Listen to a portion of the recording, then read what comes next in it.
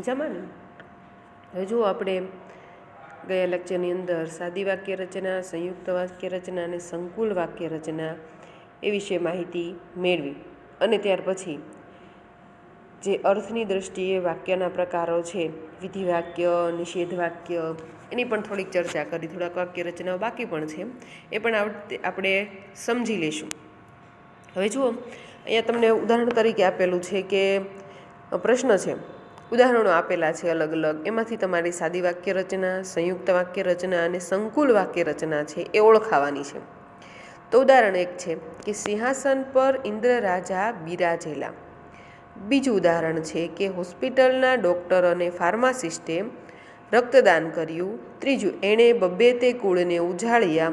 ચોથું, મોટા ભાઈ રોવાનું બંધ કરો અને ચંદુ જરા પંખો લાવ. તો પાંચમું છે, અરુણિમાએ હોસ્પિટલની પથારીમાં જ નક્કી કર્યું કે હું પર્વતારોહણ કરીશ. છઠ્ઠું, ગોપાળ બાપાએ આંબા, જાંબુડા અને ચીકુ વાવ્યા છે. ત્યાર પછી સાતમું ઉદાહરણ છે કે મંગુને દવાખાને મોકલવી એટલે જણે મૂંગા ઢોરને પાંજરાપોળ મોકલવું. આઠમું, કાળિયું આવી જાય જ્યાં ગયું હશે ત્યાંથી. નવમું છે કે ટાઢાબોળ વાદળાને કારણે જરા શરદી થઈ ગઈ છે ને માથું પકડાયું છે. 10મું વાક્ય છે કે કુદરતનો એક કારવાન કાફલો આવે છે ને જાય છે. 11મું, માનવતાના મૂલ્યો માટે તેઓ જીવનભર મથ્યા હતા. 12મું છે કે સોંડાને 12 સાતીની જમીન અને 6 વાડીના કોષ આપવામાં આવે છે.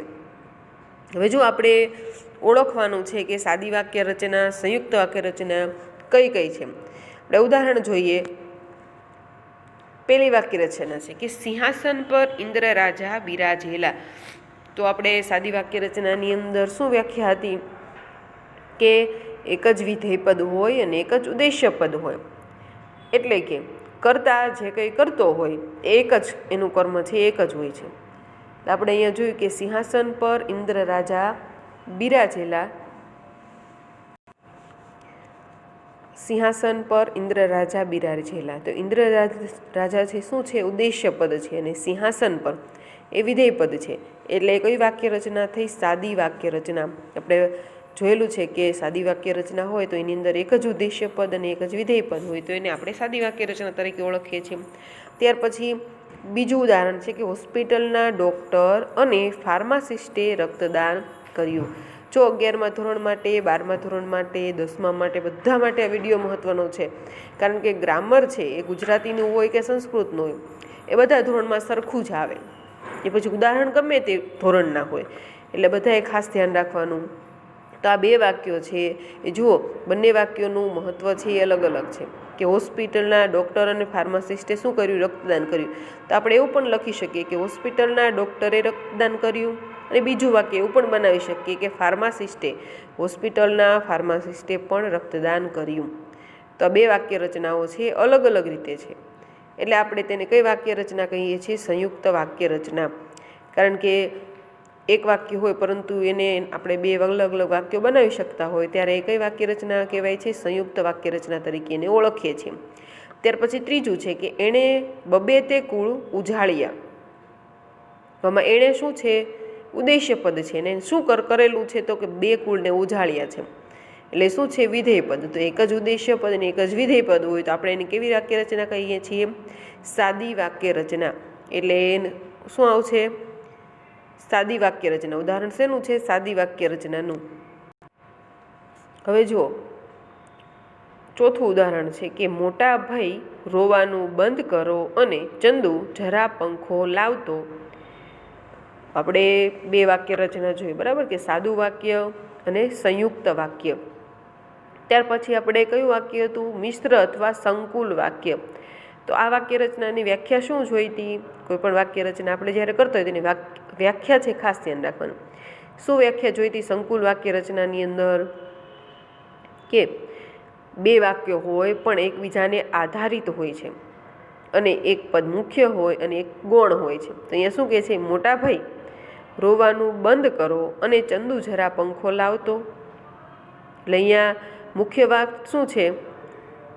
રોવાનું બંધ કરવાની, મોટા ભાઈ રોવાનું બંધ કરવાની વાત છે, મુખ્ય છે. ને એના સંદર્ભમાં ચંદુ જરા પંખો લાવતો એ ગૌણ વાક્ય છે, અહીં આપેલું છે. એટલે આ કઈ વાક્ય રચના થાય? સંકુલ વાક્ય રચના. ખાસ યાદ રાખજો, બંને વાક્યો જ્યારે જુદી જુદી રીતે તમે ન લખી શકતા હોય તે વાક્ય રચનાને આપણે સંકુલ વાક્ય રચના તરીકે ઓળખીએ છીએ. ચોથું વાક્ય કે મોટા ભાઈ રોવાનું બંધ કરો અને ચંદુ જરા પંખો લાવતો. પહેલાં તમે વાક્ય જ્યારે વાંચો ત્યારે તમને એમ થાય કે અને છે એ સંયોજક દ્વારા બે વાક્યો જોડાયેલા છે, તો આપણે શું લખી નાખીએ? સંયુક્ત વાક્ય લખી નાખીએ. પરંતુ ખાસ ધ્યાન રાખવાનું, જો બીજું વાક્ય છે સંયુક્ત છે કે હોસ્પિટલના ડૉક્ટરે રક્તદાન કર્યું અને ફાર્માસિસ્ટે રક્તદાન કર્યું, તો આ બે વાક્ય તમે અલગ અલગ રીતે લખી શકો છો. પરંતુ ચોથું વાક્ય છે એ તમે એવી રીતના લખી શકતા નથી, કારણ કે અને દ્વારા બે વાક્યો જે જોડાય છે બંને એકબીજાને આધારિત છે. રોવાનું બંધ કરવાનું કીધું અને બીજું શું કીધું? ચંદુને પંખો લાવવાનું કીધું કે પંખો લાવ તો આ કંઈક રોવાનું બંધ કરે. એટલે ખાસ બંને વાક્યો જ્યારે એકબીજા ઉપર આધારિત હોય ત્યારે આપણે એને સંકુલ વાક્ય રચના તરીકે ઓળખીએ છીએ. એટલે ખાસ યાદ રાખજો બધા વિદ્યાર્થીઓ. ત્યાર પછી છે અરુણિમાએ હોસ્પિટલની પથારીમાં જ નક્કી કર્યું કે હું પર્વતારોહણ કરીશ. આ કઈ વાક્ય રચના છે? સંકુલ વાક્ય રચના છે. શા માટે? કારણ કે મુખ્ય વાક્ય શું છે? પર્વતારોહણ કરવાનું મુખ્ય વાક્ય છે ને એને આધારિત કયું વાક્ય છે? તો કે અરુણિમાએ હોસ્પિટલની પથારીમાં જ નક્કી કર્યું.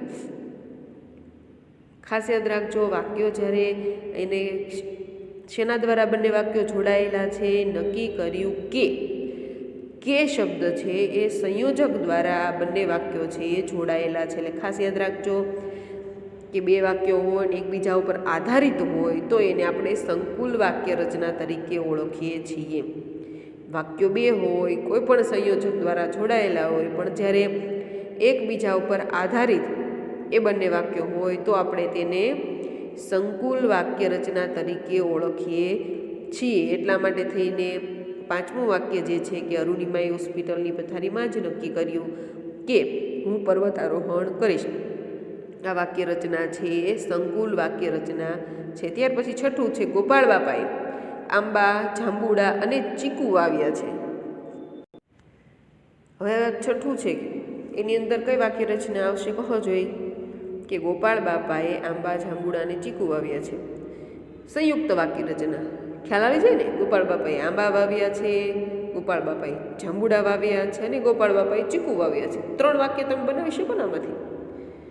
3 વાક્ય અલગ અલગ બનાવી શકાય. એટલા માટે થઈને આ કઈ વાક્ય રચના છે? સંયુક્ત વાક્ય રચના. આપણે કઈ 3 વાક્ય રચના ભણીએ છીએ કે સાદા વાક્યો, સંયુક્ત વાક્યો અને સંકુલ વાક્યો. ખાસ બધા વિદ્યાર્થીનું ધ્યાન હોવું જોઈએ. ત્યાર પછી 7મું છે કે મંગુને દવાખાને મોકલવી એટલે જાણે મૂંગા ઢોરને પાંજરાપોળ મોકલવું.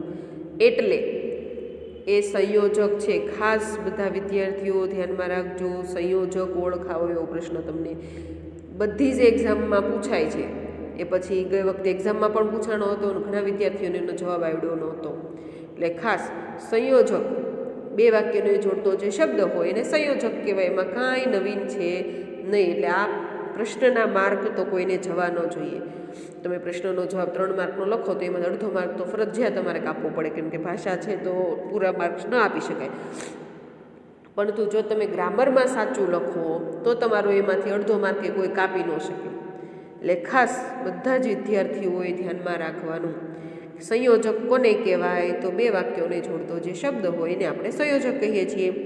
તો અહીંયા 7મું વાક્ય છે કે મંગુને દવાખાને મોકલવી એટલે જાણે મૂંગા ઢોરને પાંજરાપોળ મોકલવું. તો આમાં એટલે શબ્દ છે શું છે? સંયોજક.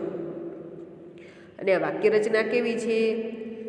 પહેલાં તો આ બંને વાક્યો જે છે એટલે દ્વારા જોડાયેલા છે, તો બંને વાક્યોને તમે અલગ અલગ રીતના લખી શકો છો નહીં.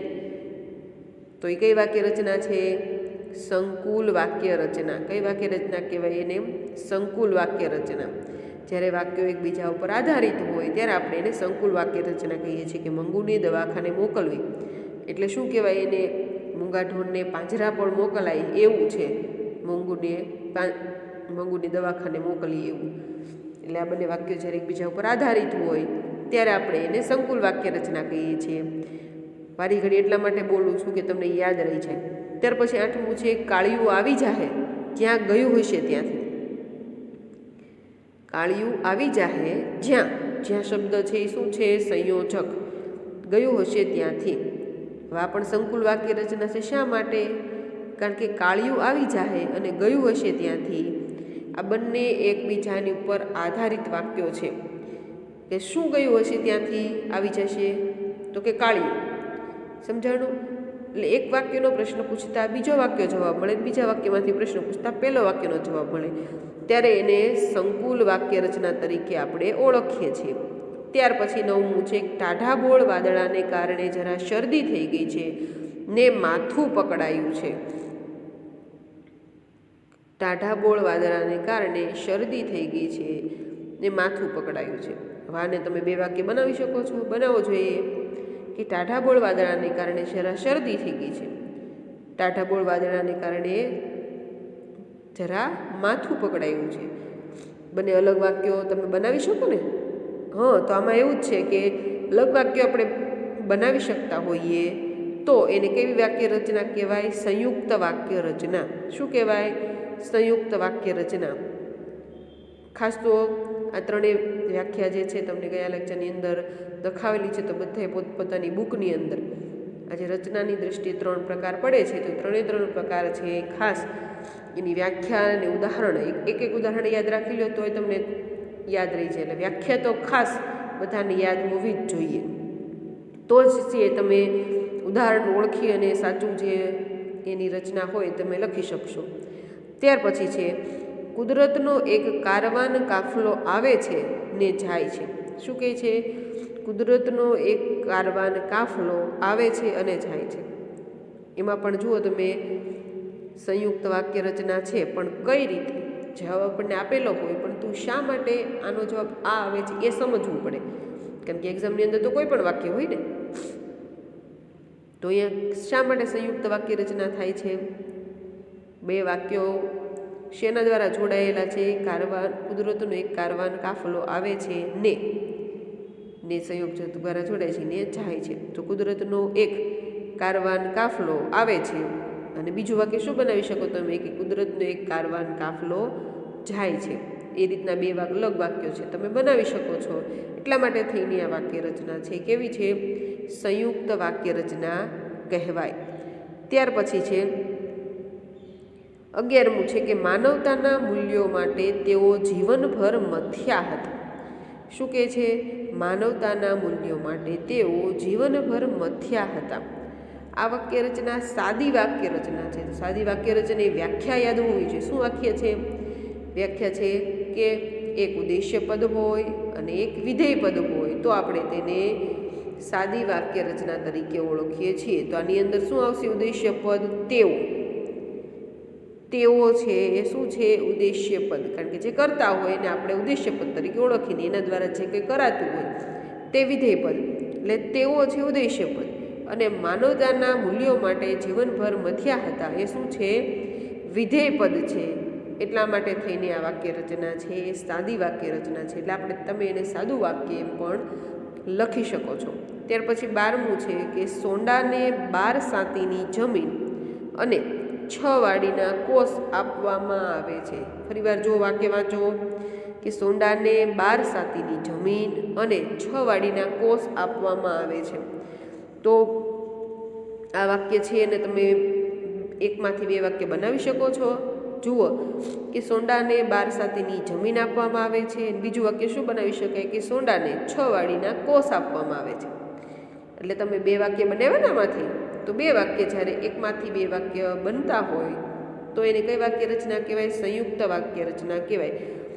અને કયા સંયોજક દ્વારા જોડાય છે? તો અને, જમીન અને 6 વાડીના કોષ. એટલે અને શબ્દ છે એના દ્વારા આ બંને વાક્યો જોડાયેલા છે. એટલે આપણે તેને કઈ વાક્ય રચના તરીકે ઓળખીએ છીએ? સંયુક્ત વાક્ય રચના તરીકે એને આપણે ઓળખીએ છીએ. એટલે ખાસ બધા વિદ્યાર્થીઓએ સાદું, સંયુક્ત અને સંકુલ વાક્ય રચનામાં કોઈ પણ જાતની ભૂલ રહેવી જોઈએ નહીં. એટલે ખાસ ધ્યાન રાખજો.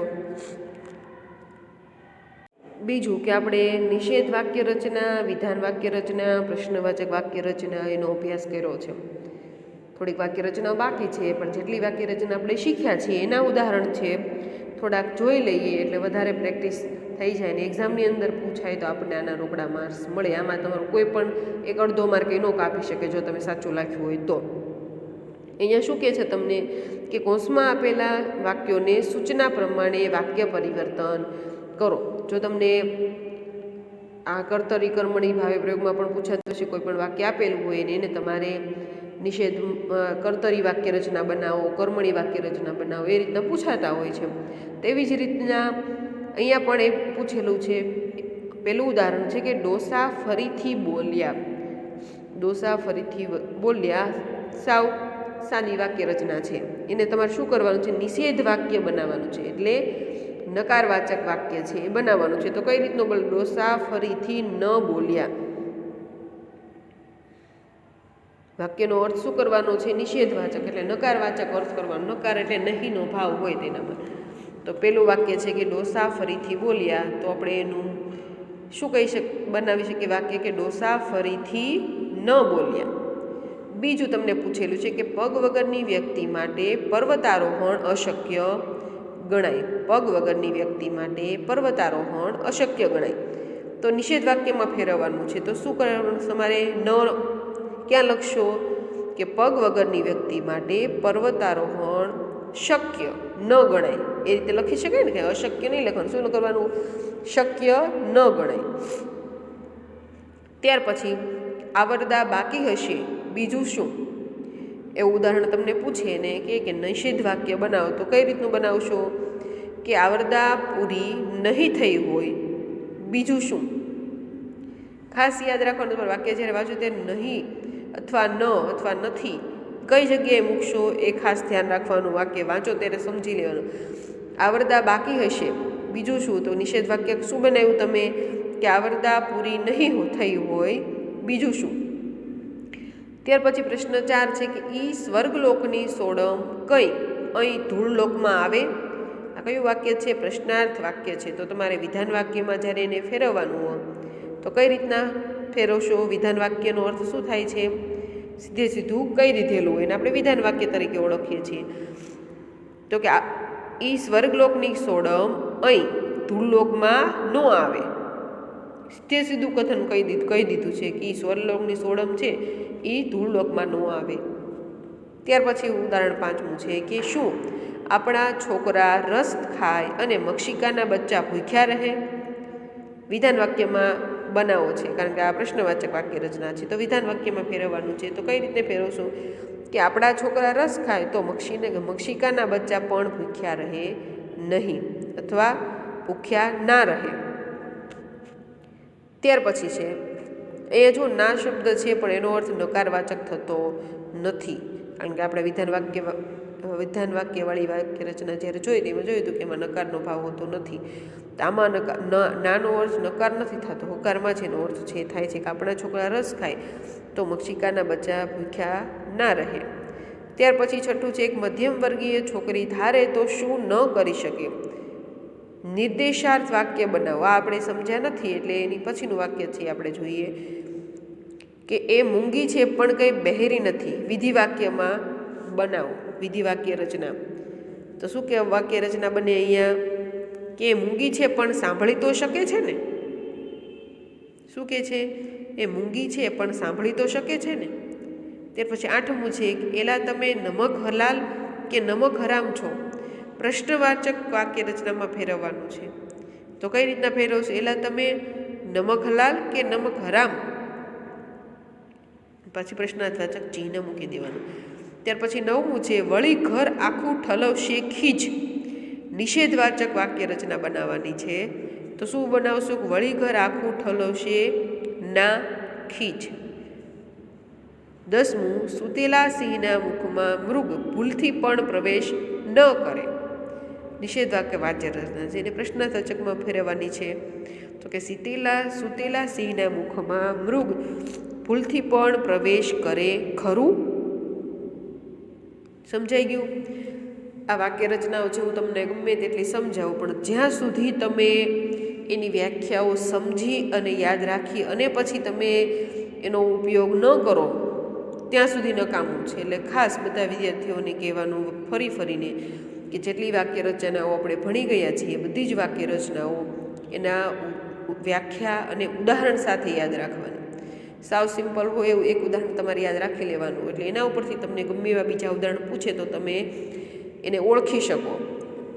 હવે આપણે આવતા લેક્ચરની અંદર મળશું ત્યારે જે વાક્ય રચનાઓ બીજી ભણવાની બાકી છે એનો અભ્યાસ કરીશું.